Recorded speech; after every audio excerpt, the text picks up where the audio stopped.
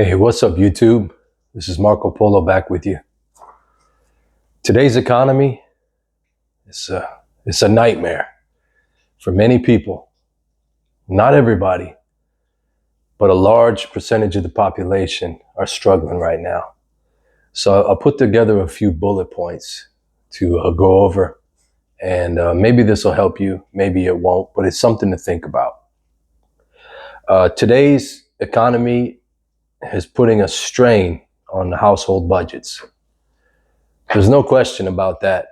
Grocery shopping, putting gas in your vehicle, the cost of everything around you, all the services, all the goods you may need. What commonly costs a lot less not many years ago is costing a lot more today.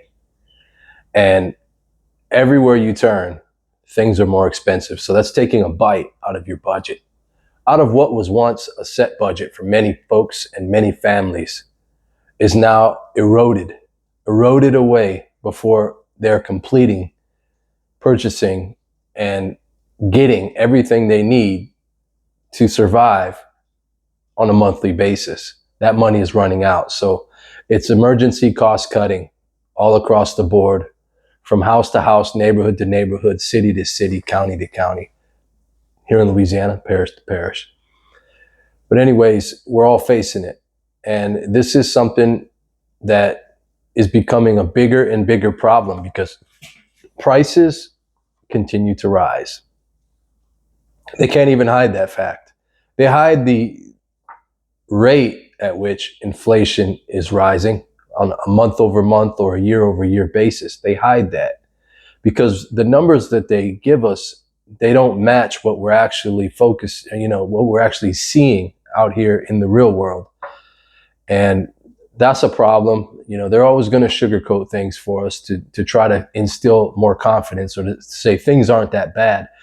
But in reality, what do you see when you go out there? Are things really that bad? A lot of people, things have gotten so bad that they don't even have a home to live in anymore. Maybe they're living with somebody else, or they're living in an alternate dwelling situation. A car, a vehicle, a shed turned into a makeshift home, someone's garage. This is becoming all too common.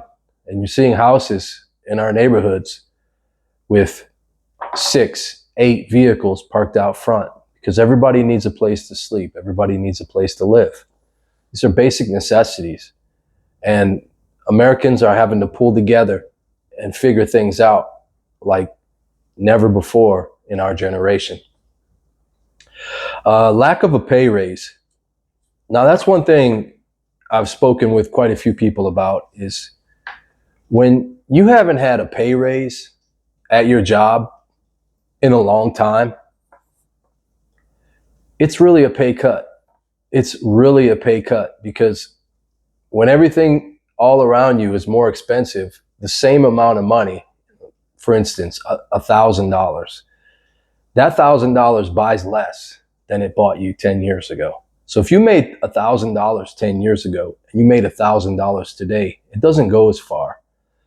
So in all actuality, your pay has decreased due to the hidden tax of inflation. That's a problem, big problem. Employers are feeling it too.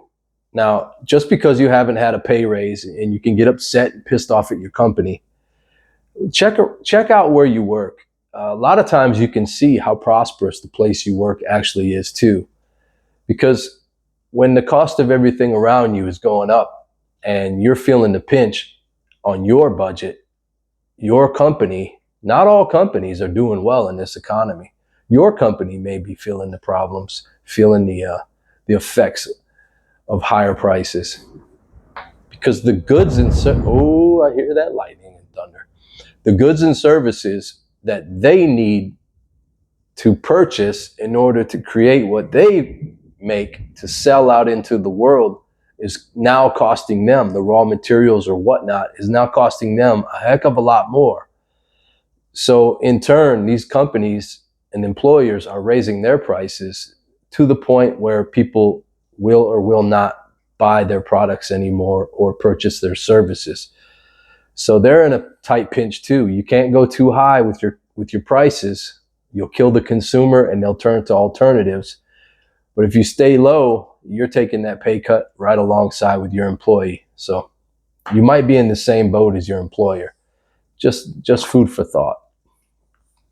Added stress from financial worries. It's leading to a lot of broken relationships. The United States is not considered a good place to get married because more than half of marriages in the United States end in divorce. That is alarming. And divorce destroys, it wrecks families, it wrecks financials. It's an ultimate destroyer of everything. Wealth is destroyed, or any chance or hope of a good life is destroyed in a divorce. And when there's children involved, it's even worse, because not just the psychological and emotional destruction that happens with the adults in a divorce, but the children suffer. There's an old African adage. It says, when the elephants fight, it's the grass that suffers. So when people are going at it against each other and they have children, they are really going at it against their children. And you might not even notice this, and you might think you're so righteous and right. Turn around and look around and see who you're actually hurting in the process. News today, if you're following the news, I follow the news. Most people I know do follow the news. It's a lot of negativity. It's a lot of stuff that makes you anxious. It's what sells, controversy, the clicks, tough news, bad news, doom and gloom. It's all around us. I mean, you could even say I report a lot of things. I'm just reporting what I see and coping with my own situation. And maybe we can start these conversations because you are having situations as well. Possibly if you're watching me and you follow me, follow and subscribe. Hint, hint, hint. If you're following me, you're probably going through a lot of the same things or seeing the same things or know people who are in these situations. And how are we going to cope with these situations? Are we going to have a bad attitude toward it? That's your first reaction, is to be upset. But we have to find solutions. We do. We have to.